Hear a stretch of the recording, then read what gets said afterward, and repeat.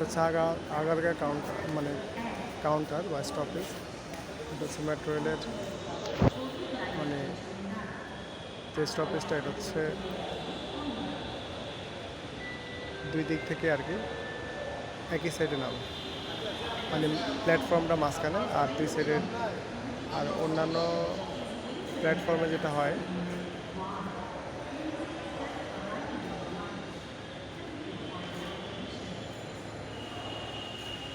প্ল্যাটফর্মগুলো দুই সাইডে থাকে আর মাঝখানে ট্র্যাক থাকে।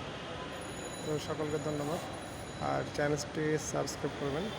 আমি এখন এমআরটি আগারগাঁও স্টপেজ আছি। আসসালামু আলাইকুম।